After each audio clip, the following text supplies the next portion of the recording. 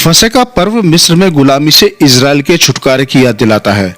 फसह के दिन यहूदी लोग ईश्वर द्वारा कैद से मुक्त होने के बाद यहूदी राष्ट्र के जन्म का जश्न भी मनाते हैं।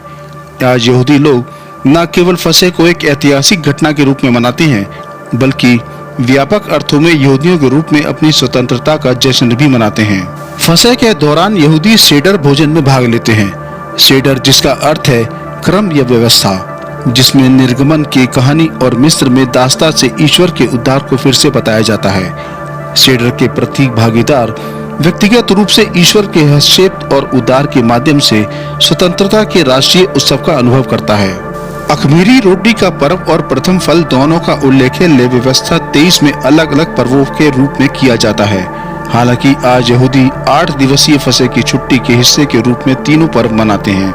फसह का पर्व मार्च या अप्रैल के 15वें दिन से शुरू होता है और 8 दिनों तक चलता है, जिसका जिक्र लेवी व्यवस्था 23 की 5वीं आयत में किया गया है। फसह की कहानी निर्गमन की पुस्तक में दर्ज है। मिस्र में गुलामी में बेचे जाने के बाद याकूब के बेटे यूसुफ को परमेश्वर ने सहारा दिया और बहुत आशीर्वाद दिया। आखिरकार उसे फिरौन के दूसरे कमांडर के रूप में एक उच्च पद प्राप्त हुआ। समय के साथ यूसुफ अपने पूरे परिवार को मिस्र ले गया और वहां उनकी रक्षा की। 400 साल बाद इजरायलियों की संख्या बढ़कर 2 मिलियन हो गई थी। इब्रानियों की संख्या इतनी बढ़ गई थी कि नए फिरौन को उनकी शक्ति से डर लगने लगा।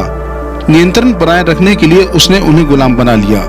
कठोर श्रम और क्रूर व्यवहार के साथ उन पर अत्याचार किया। एक दिन मूसा नामक एक व्यक्ति के माध्यम से परमेश्वर अपने लोगों को बचाने आया।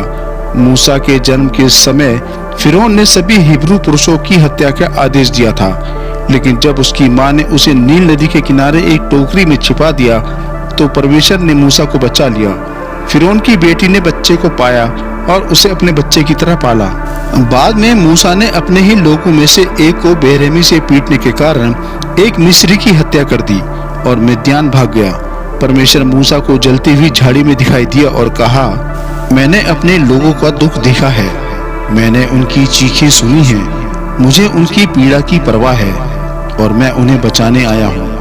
मैं तुम्हें फिरौन के पास भेज रहा हूँ ताकि तुम मेरे लोगों को मिस्र से बाहर निकालो। बहाने बनाने के बाद मूसा ने आखिरकार परमेश्वर की आज्ञा मान ली, लेकिन फिरौन ने इजरायलियों को जाने देने से इनकार कर दिया। परमेश्वर ने उसे मनाने के लिए 10 विपत्तियां भेजी।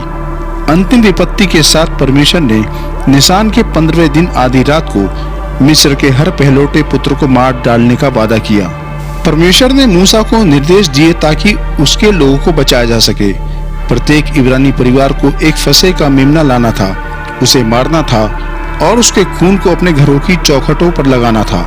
जब मौत का फरिश्ता मिस्र से गुजरता था तो वह फसह के मेमने का खून चौखट पर लगा देख घरों में प्रवेश नहीं करता था। और ये अन्य निर्देश फसह पर्व के पालन के लिए परमेश्वर की ओर से एक स्थायी अध्यादेश का हिस्सा बन गए, ताकि आने वाली सभी पीढ़ियां परमेश्वर के महान छुटकारे को हमेशा याद रखें। आधी रात को परमेश्वर ने मिस्र के सभी पहलौठों को मार डाला। उस रात फिरौन ने मूसा को बुलाया और कहा, मेरे लोगों को छोड़ दो और जाओ, अपने लोगों को ले जाओ। और परमेश्वर उन्हें लाल सागर की ओर ले गया। कुछ दिनों बाद फिरौन ने अपना मन बदल लिया और अपनी सेना को लेकर उनका पीछा करने के लिए भेज दिया। जब मिस्र की सेना लाल सागर के तट पर पहुंची तो हिब्रू लोग डर गए और परमेश्वर को पुकारा। मूसा ने उत्तर दिया, डरो मत, दृढ़ रहो और तुम देखोगे कि आज प्रभु तुम्हें क्या छुटकारा देगा। मूसा ने अपना हाथ बढ़ाया और समुद्र 2 भागों में बट गया, जिससे इजरायली सूखी जमीन पर पार कर सकें। दोनों तरफ पानी की दीवार थी। जब मिस्र की सेना ने उनका पीछा किया तो वह उलझन में पड़ गए। फिर मूसा ने फिर समुद्र पर अपना हाथ बढ़ाया और पूरी सेना बह गई, कोई भी जीवित नहीं बचा।